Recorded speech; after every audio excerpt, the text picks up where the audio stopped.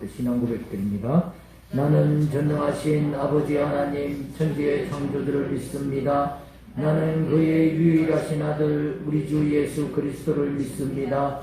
그는 성령으로 잉태되어 동정녀 마리아에게서 나시고 본디오 빌라도에게 고난을 받아 십자가에 못 박혀 죽으시고 장사된 지 사흘 만에 죽은 자 가운데서 다시 살아나셨으며 하늘에 오르시어 전능하신 아버지 하나님 우편에 앉아 계시다가 거기로부터 살아있는 자와 죽은 자를 심판하러 오십니다.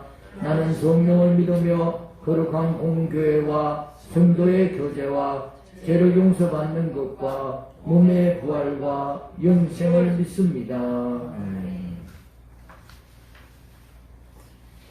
찬송가 208장 찬송하면서 하나님 앞에 준비한 예물을 올려드리겠습니다.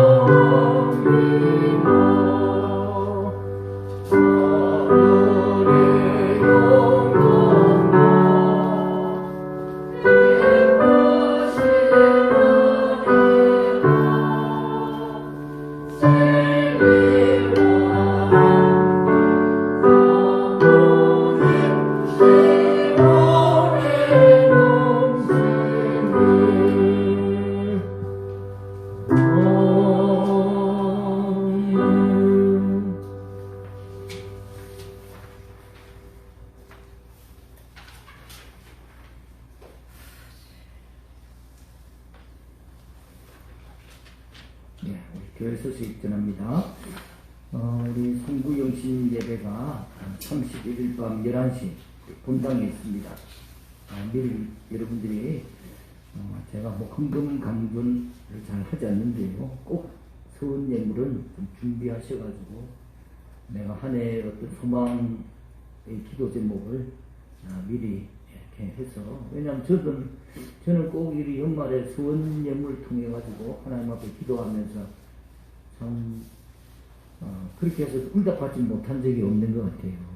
그러니까 여러분들도 꼭 서운 예물 준비해서 또 한 해 소망을 하나님 앞에 올려드리시기 바랍니다. 매일 성경 1, 2호로가 나왔습니다. 최은경 집사님한테 문의해 주시고요.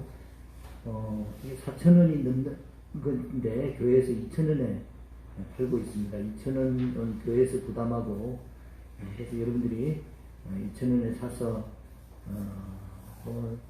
정말 그 성경, 매일 성경이 주는 은혜와 효과는 우리가 돈으로 환산할 수 없는 거잖아요. 이제 2022년 새해니까 좀 새로운 마음으로 또 한번 매일 성경 묵상에 도전해 보시기 바랍니다. 우리 성경 읽독하고 매일 성경 또 한 해 동안 열심히 하신 분들 시상한다고 했는데요. 성경 우리 호명하신 분 앞으로 한번 나오세요. 성경 읽독 강찬양 집사님, 또 이왕희 장로님, 성경의 권사님, 매일 성경 정봉순 권사님, 또 이왕희 장로님, 성경의 권사님. 자, 앞으로 나오십니다. 저를 보십시오. 자, 빨리 나오세요. 안 나오면 내가 내려가서 드려야 됩니다. 강기사님은 오늘 말씀해 주셔가지고 상품 준비가 미리 안 됐습니다. 자, 성경 일독상. 예. 매일 성경상. 자, 성경 매일 성경. 예. 자, 강사님은 다음 주에 드리도록 하겠습니다.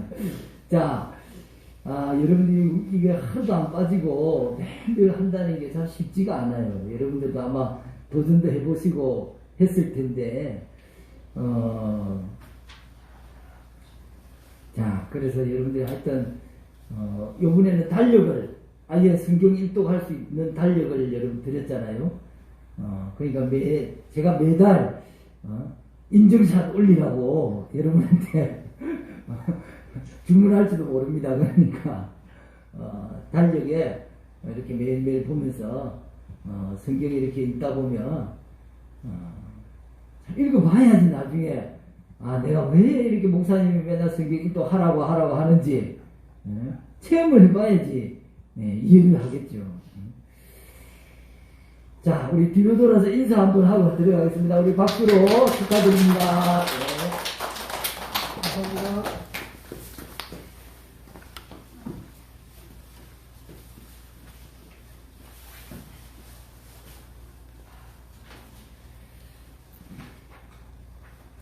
자, 예물 봉헌합니다.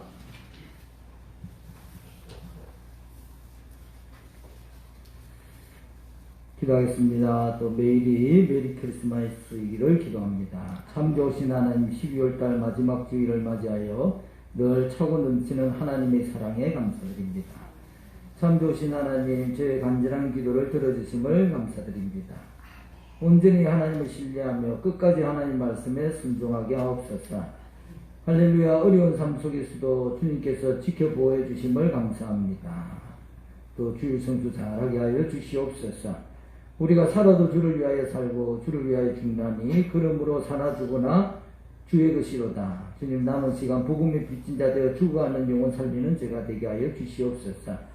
할렐루야. 범사에 감사드립니다. 2021년 한 해 동안 변함없이 은혜와 사랑으로 갈릴리 공동체와 성도들 가정을 지켜주심을 감사합니다. 제목 없이 감사의 물드립니다. 할렐루야. 하나님 감사합니다. 우리를 사랑하시는 주님, 또 이렇게 하나님 앞에 감사로 또 예물 올리게 하심을 감사합니다. 참 우리의 삶을 돌아볼진데 어떻게 꼭 감사거리만 있었겠습니까? 어렵고 힘든 일 있었지만 그래도 그 속에서 어렵고 힘든 것만 바라보지 아니하고 그 속에서도 함께 하시는 하나님의 은혜를 발굴해내는 그런 한 해가 되었음을 고백하며 하나님께 감사를 올려드립니다.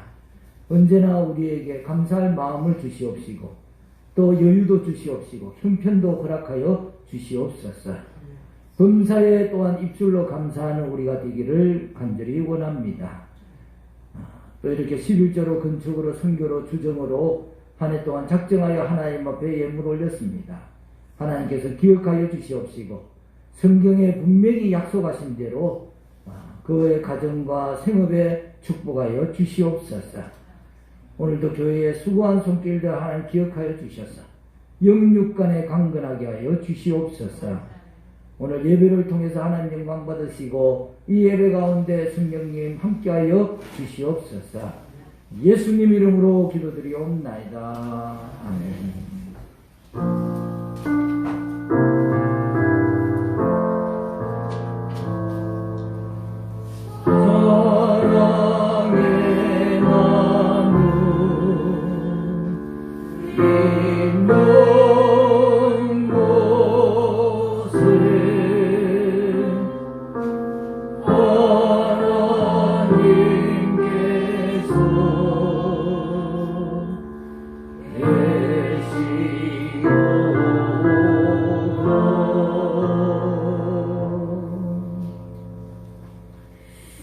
우리 성경 말씀 봅니다. 말씀은 요엘서 3장 4절에서 8절 말씀입니다. 요엘서 3장 4절에서 8절. 요엘 말씀이 이렇게 짧다 보니까 제가 거의 이 말씀을 가지고 설교를 한 적이 별로 없는 것 같아요. 그래서 일부러 이번 지난주 우리가 매일 성경 순서였는데 오늘 본문을 한번 택해서 말씀 준비를 했습니다. 또 뭐 연말과 또 이렇게 마지막 주일을 우리가 보내면서 하나님 앞에 어떤 마음으로 이 마지막 주일을 또 2021년을 또 마무리할까 그런 생각으로 오늘 본문을 택했는데요. 요엘서 3장 4절에서 8절 우리 한 절씩 교독합니다. 제가 먼저 봉독합니다. 두로와 시돈과 블레셋 사방아 너희가 나와 무슨 상관이 있느냐? 너희가 내게 보복하겠느냐? 만일 내게 보복하면 너희가 보복하는 것을 내가 신속히 너희 머리에 돌리리니 너희가 내 근거한 편을 빼앗고 나의 신비한 부분을 너희 신전으로 가져갔으며 또 유다 자손과 예루살렘 자손들을 헬라 족속에게 팔아서 그들의 영토에서 멀리 떠나게 하였음이니라. 그러나 내가 그들을 너희가 팔아내게 한 곳에서 이를 떼어나오게 하고 너희가 행한 것을 너희 머리에 돌려서 같이 한번 읽겠습니다. 너희 자녀를 유다 자손의 손에 팔리니 그들은 먼 나라 스바 사람에게 팔리라. 여호와께서 말씀하셨느니라. 아멘.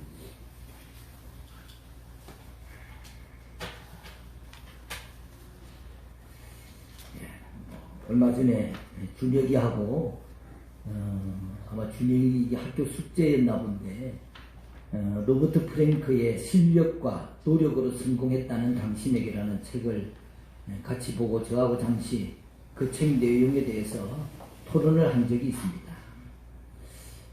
그 책은 자신의 실력과 노력으로 성공했다고 여기는 사람들에게 자만하지 마십시오. 당신은 그저 운이 굉장히 매우 좋았을 뿐입니다. 이런 사회에 살아서 당신은 성공할 수 있었던 것입니다.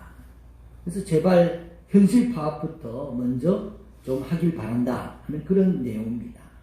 그래서 지연이가 사람의 성공에는 거의 행운이 따라줬기 때문이다.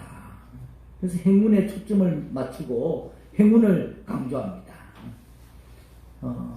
하지만 뭐 사실은 사회로부터 정말 당면시하게 받아온 수많은 영향과 도움에 한 번이라도 고마운 마음을 좀 가져봐라 하는 것이 핵심 내용입니다. 현대인들에게 사회에 무조건 감사해라 그렇게 말한다면은 아마 대부분 뭐 거부감이 들 테고 야 내가 노력해서 했는데 사회가 나한테 해준 게 뭐가 있다고 뭐 그렇게 얘기할 거니까 이 개인적인 성과들에 대해서 그건 행운이다. 근데 나아가서 그 행운이라는 게 뭐냐? 바로 사회적 행운이다. 그래서 사회적 행운을 받아들이게 함으로써 이 사회가 개인에게 줄 수 있는 구조적인 영향력을 얘기하는 그런 책입니다. 한동안 갑자기 수천 명으로 부흥한 그런 교회의 부흥 얘기가 책으로 또 간증으로 세미나로 쏟아져 나온 적이 있었습니다. 그래서 저도 그분들의 부흥 비결이 궁금하고 또 배워보고 싶어서 책도 사보고 또 직접 교회에 찾아가 보기도 했습니다. 저는 한 사람을 전도해가지고 한 명을 정말 온전한 성도로 세우는데 뭐 2년 3년이 걸리고 오랫동안 지켜보고 해야 되는데 어떻게 해서 1년에 수백 명씩 또 수천 명씩 그렇게 교회가 부흥하는가.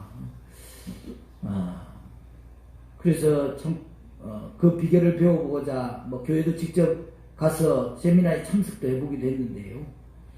하지만 19은 매우 실망스러운 경우가 많았습니다.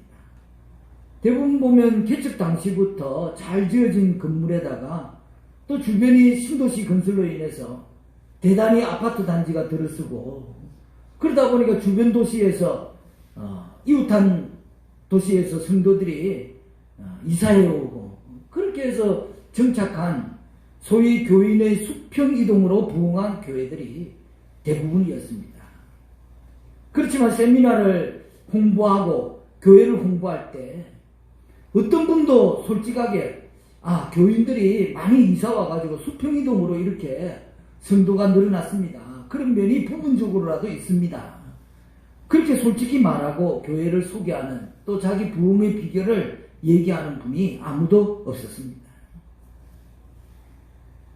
실력과 노력으로 성공했다는 당신에게 소위 재수라는 행운이 따를 수도 있고, 또 사회적인 정황과 때가 잘 맞아가지고 성공할 수도 있는 것이니 더욱 겸손하게 감사하는 자세를 가지고, 또 너의 성공을 도와준 그 사회를 위해서 세금을 많이 내라, 넌 세금이라도 많이 내라, 이게 로버트 프랭크가 결론적으로 하려고 하는 얘기입니다. 그래서 정말 세상의 운이라고 부르는 것, 세상의 사회적인 운이든 행운이라고 부르는 모든 것이 우리 그리스도인들은 그것을 전적으로 하나님의 은혜라고 부르는 것입니다. 그 결과물에 대해서 하나님께 감사를 드리게 되는 것이죠. 이런 기독교 신앙의 핵심은 하나님께서 모든 것을 주셨다는 것을 인정하는 것입니다. 하나님께서 우리에게 구원만 주시는 분이 아니라 우리에게 재능도 주신 분입니다. 하나님께서 거저 주셨고, 우리가 돈 주고 재능을 산 게 없잖아요. 거저 주셨고 그것을 우리는 발굴했을 뿐인 것이죠. 그러나 사회 속에서 치열한 경쟁을 우리가 살다 보니까 자칫 지금 내가 장착하고 있는 능력이 자신의 치열한 그런 노력의 결과라고 생각하기가 쉽습니다. 그것은 내가 노력해서 가진 거야 라고 생각하기 쉽다는 것이죠. 그러나 실제로 우리의 능력은 대부분 주어진 것이고, 그래서 그것은 선물이고 기프트인 것입니다.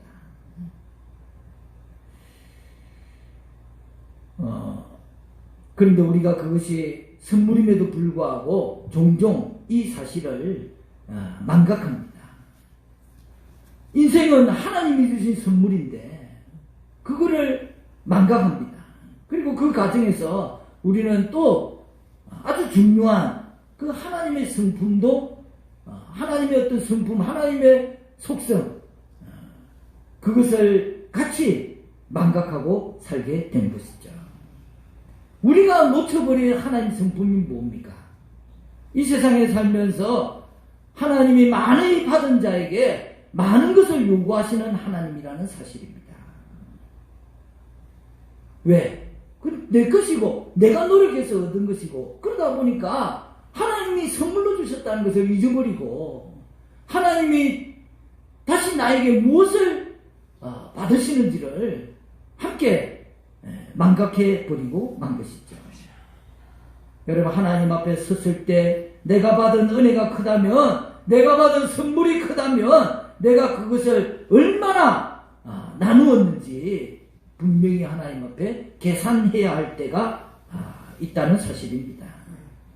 하나님 앞에 섰을 때 하나님 심판대 앞에서 내게 주신 선물의 보따리를 저울에 올려놓으시고 내가 베푼 사랑의 무게를 달아보실 때가 온다는 사실입니다. 여러분, 그 저울에서 과연 그 기울기가 어떻게 되어야 되겠습니까? 내가 베푼 사랑의 저울이 조금이라도 내려가야 되는데, 하나님이 내게 주신 선물보다 내가 베푼 사랑의 무게가 전혀, 아무리 그 위에다가 온갖 것을 다 올려놔도 전혀 그것이 꿈쩍도 하지 않는다면, 여러분, 우리가 구원은 은혜로 받았지만 천국에서 그것을 계산할 때 얼마나 부끄럽겠어요. 내가 받은 은혜는 큰데 내가 나를 통해서 다른 사람에게 베푼 것은 너무나 적다면 얼마나 그게 하나님 앞에 또 부끄러운 그런 구원에 그치고 말 것입니다. 오래된 얘기지만 최자실 목사님이 그렇게 큰 능력을 행하고 조용기 목사님과 함께 세계 최대의 교회를 일구었습니다. 그런데 자기가 꿈에 하나님 앞에 가보니까 자기를 그렇게 내가 열심히 하나님 일을 한다고 했는데 그러면 엄청난 영광의 면류관이 있을 거라 생각했어요. 그런데 자기를 위해서 예비된 것은 개털모자밖에 없더라는 거죠. 더욱더 가관은 조 목사님은 아예 개털모자도 예비된 것이 없다는 거예요. 그래서 거기에서 꿈을 깨고 정신이 번쩍 들어서 자기 사제를 틀어서 북한 동포 돕기를 했다는 유명한 일화가 있습니다. 여러분, 하나님께 받은 은혜가 있습니까? 그 은혜가, 그 선물이 내게 가분하다고 여기십니까? 많이 받았으면 많이 베풀어야 한다는 것입니다. 이것을 기억할 때에만이 약자들과 소외된 사람들에게 또 이웃들에게 베푸는 삶이 가능해지는 것이죠. 하나님 앞에 가면 분명히 계산할 때가 옵니다. 박영호 목사님의 다시 만나는 교회 중에 나오는 내용이 있습니다. 미국 시카고에서 한국까지 비행기를 타고 온다고 가정할 때 두 부류의 사람이 있습니다. 한 부류는 시카고에서 비행기를 타자마자 한국 시간으로 시계를 바꿔놓는 사람입니다. 앞으로 한국에 와서 살 것이기 때문에 한국 시간으로 바꿔놓고 빨리 적용하는 그런 편을 택한 것입니다. 그러나 결국 끝까지 예전 시간을 붙잡고 있는 사람이 있는가 하면 아직 도착하지도 않았는데도 가서 살 나라의 시간을 맞추어 사는 사람이 있다는 것입니다. 그와 같이 이미 지나간 옛 시대의 시계를 맞추는 사람이 아니라 앞으로 살아갈 이미 도래한 하나님의 시대에 모든 것을 맞추고 살아가는 것이 그리스도인의 삶이라는 것입니다. 하는 내용인데요. T.S. 엘리엇이 마지막 속에 시작이 있다고 했습니다. 여러분, 성경이 말하는 종말론은 끝이 아니라 바로 새로운 시작입니다. 그럼 모든 스포츠가 시작될 때 시간이 정해져 있잖아요. 종료 시간이 다 정해져 있습니다.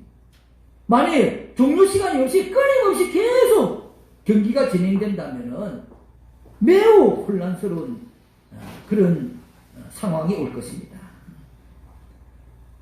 전도서에서 헤벨, 이 헤벨은 연기, 순, 찰나 이런 뜻입니다. 그 단어가 38번이나 나오는데요. 여러분, 인생은 헤벨이다, 인생은 연기다, 인생은 찰나다, 그런 얘기가 38번이나 나옵니다. 여러분, 인생이 헤벨이라는 것을 망각하지 않고 기억할 때, 인생이 연기와 같다는 것을 망각하지 않고 기억할 때 오늘 평범한 일상이 바로 하나님이 주신 선물이 되고 또 그 선물은 나를 넘어서 확장된 행복으로 선순환된다는 사실입니다. 선인과 악인에게 헤벨은 공평합니다. 부조리에 물린 사람도 부조리로 이득을 취한 사람도 어김없이 헤벨이 찾아오는 것이죠. 연기의 순간이 찾아오는 것입니다. 하나님 앞에 서는 그날 하나님은 폭력으로 억울한 피를 흘린 자에게 책임을 물으시고 심판하십니다. 동시에 부당하게 희생당하는 이들의 억울함을 회복하시며 신원하십니다. 그럼 오늘 말씀 속에 등장하는 예언자 요엘의 신상에 대해서는 거의 알려진 것이 없습니다. 그가 활동했던 시기에 대해서도 의견이 일치하지 않습니다. 하지만 하나 확실한 거 공통점이 있는데요. 요엘이 바로 이 예언하게 된 예언자로 나서게 된 동기입니다. 요엘서 1장 4절에 보면 요엘은 끔찍한 메뚜기 재앙을 경험했습니다. 팥중이가 남은 것을 메뚜기가 먹고 메뚜기가 남긴 것을 너치가 먹고 너치가 남긴 것을 황충이 먹었도다. 메뚜기가 끊임없이 날아들어서 아무것도 남기지 않고 다 먹어치우는, 계속 또 와서 먹어치우는 그런 모습을 생생하게 묘사하고 있는 것이죠. 요엘은 이 메뚜기 재앙을 보면서 온 땅을 심판하시는 야훼의 날, 곧 임박한 징조의 그날을 인식하게 됩니다.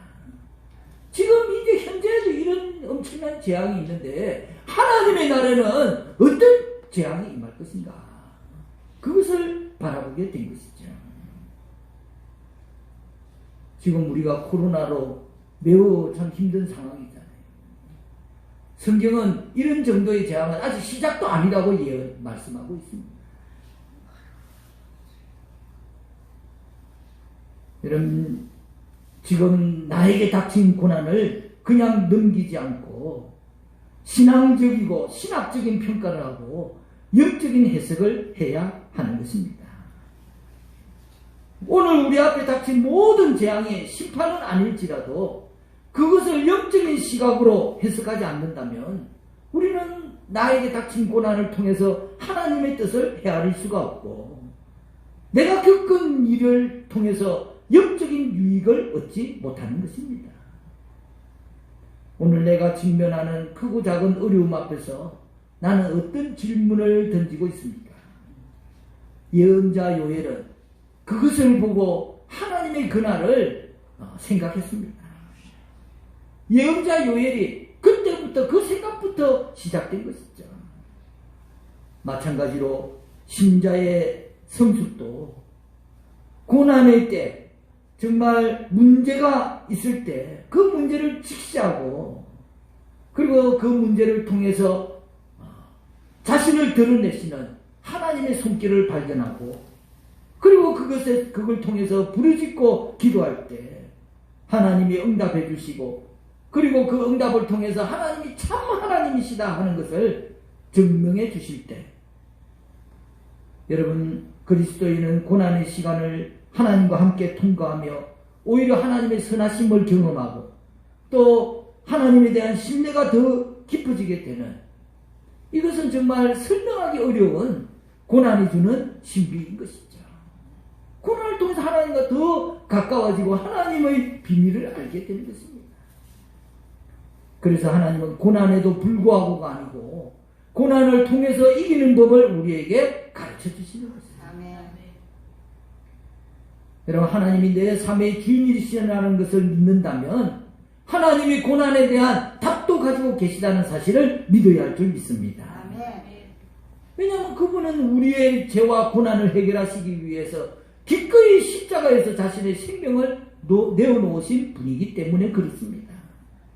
자기 생명을 내어놓으신 분이 우리를 위해서 하지 못할 일이 없잖아요.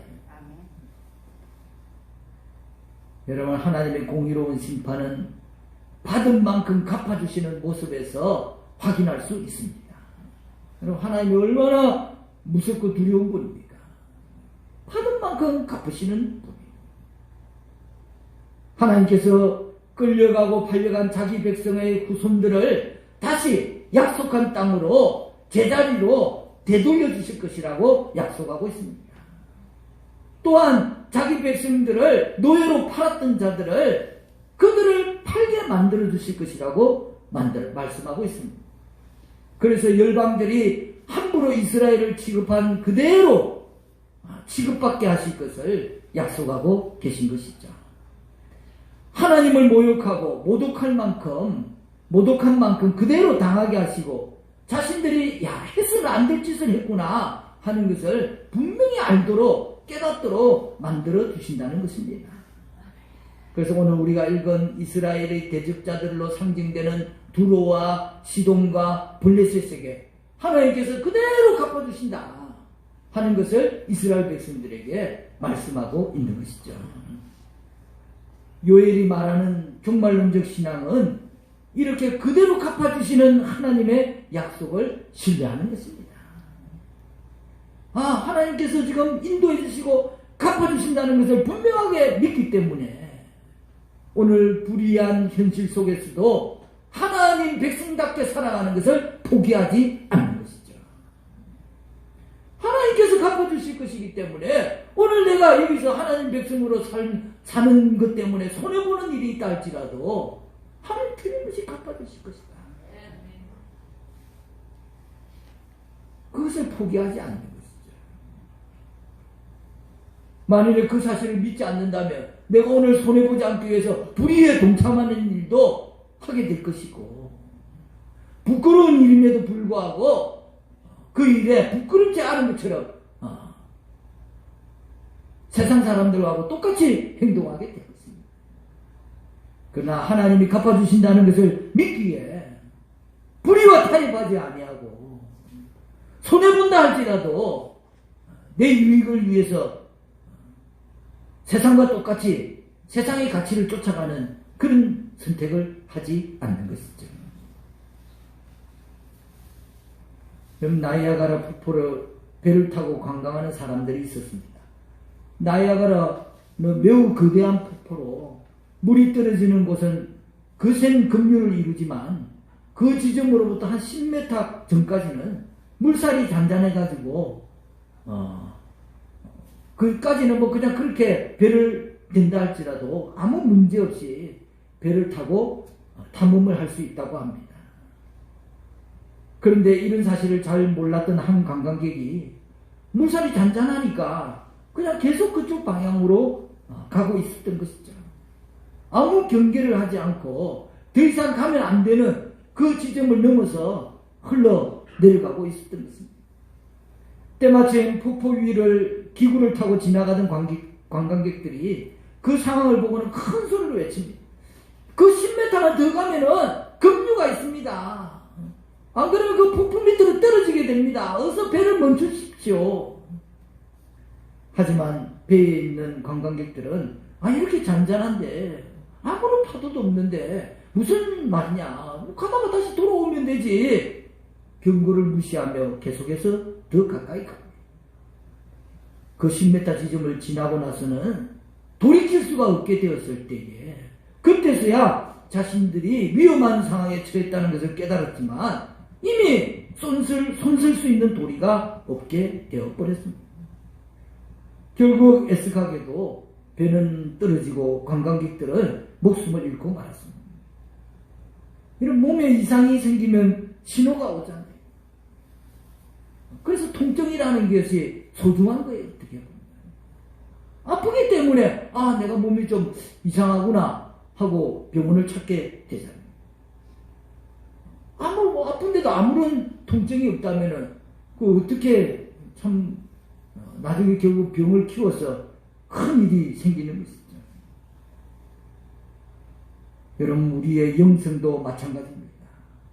성령이 주시는 신호에 곧 반응하면은 금방 회복이 되어서 되돌아올 수 있지만 계속 무시한다면은 점점 돌아오기가 힘들게 점점 더 멀리 가게 되는 거예요.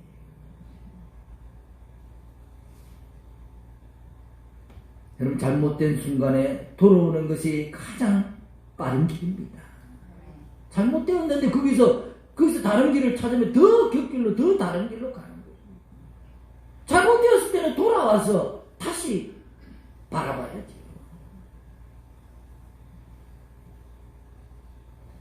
성령의 신호에 민감하게 반응하십시오. 오늘 2021년 마지막 주일을 보내고 있습니다. 올해 안에 돌아볼 때 나에게 뭔가 잘된 것이 좀 있으면은 하나님의 은혜로 여기시기 바랍니다. 그래서 영광을 하나님께 돌리고, 이거 하나님 내게 주신 선물이다. 그러면 어떻게 그 선물을 선용할 것인가? 뭔가 좀 베풀 수 있는 것이면 어떻게 좀 나누고 베풀 수 있을 것인가? 그것을 기도하는 지점이 되기를 바랍니다. 그러나 올해 한 해 돌아볼 때 어떤 힘든 고난이 있고 어려움이 있었다면은 나의 문제를 직시하고 이걸 통해서 하나님이 나에게 영적인 해석을 해야 되는 것이죠. 하나님의 뜻이 무엇인가? 이걸 통해서 하나님 내가 뭘 깨닫기를 바라시는 것인가? 진지하게 물으며 나를 위해서 자기 아들도 내어놓으신 하나님께 간절히 회개하며 기도하는 시간을 가지시기 바랍니다. 며칠 남은 2021년을 조용히 돌아보면서 하나님 뜻을 헤아리며 또 그 뜻에 부합하는 삶의 자세를 다듬어서 2022년을 맞이하는 새로운 계획과 비전을 세우는 그런 여러분과 제가 되기를 간절히 축원합니다. 기도하겠습니다. 할렐루야. 하나님 아버지, 한 해가 다 가고 이제 2022년을 지척에서 바라보는 마지막 주일입니다. 올해 참으로 교회와 또 우리 성도들 가정, 또 저희 가정에 베풀어 주신 하나님의 은혜가 얼마나 크고 귀한지 오직 감사와 영광을 하나님께 돌려드립니다. 며칠 남은 시간들을 또 정말 2022년 새롭게 어떻게 하나님 뜻대로 살 것인가, 어떻게 내 신앙이 또 한 걸음 더 진보할 것인가, 그렇게 참 계획을 세우고 또 바라볼 수 있는 그런 귀한 시간들이 될 수 있도록 축복하여 주시옵소서. 예수님 이름으로 기도드리옵나이다. 아멘. 예, 우리 다 자리에 일어서서 주님의 성령을 찬양합니다.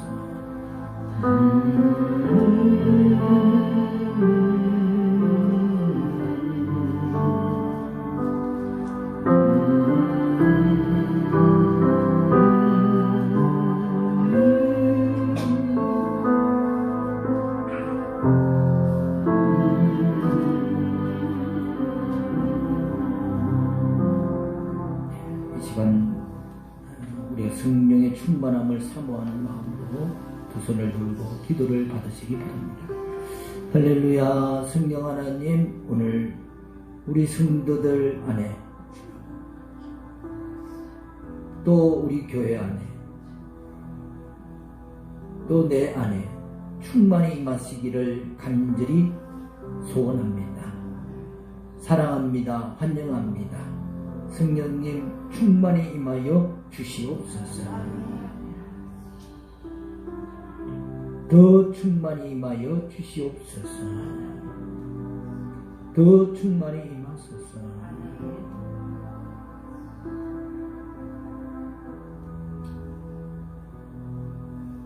더 충만히 임하소서.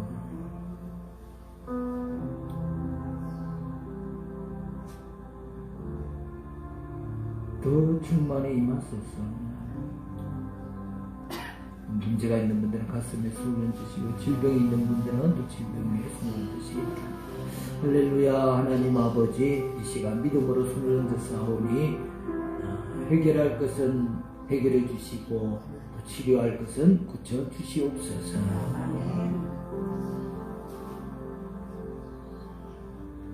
더 치료해 주십시오.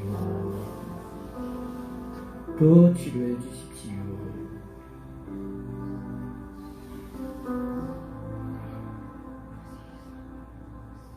더 치료해 주십시오.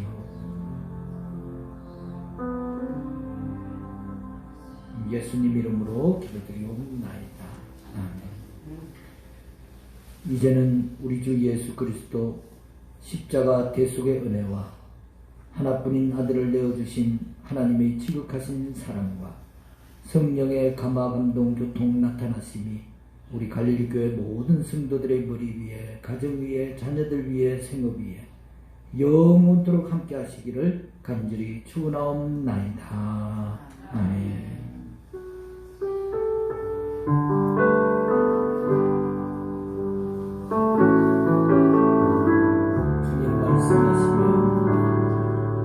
주님 말씀하시며 내가 나아가리라. 주님 뜻이 아니며 내가 멈춰서리라. 나의 가고 서는 곳 주님 뜻에 있으니 오주니 하늘이 끄소서. 다시 그곳에 나를 기원합니다. 이곳에는 대로 순종하며 살리니 연약한 내 영혼 통하여이라소서. 주님 나라와 그 뜻을 위하여 오주니 하늘이 끄소서. 오주니 하늘이 끄소서. 하나님께 영광의 박수로 예배를 드립니다.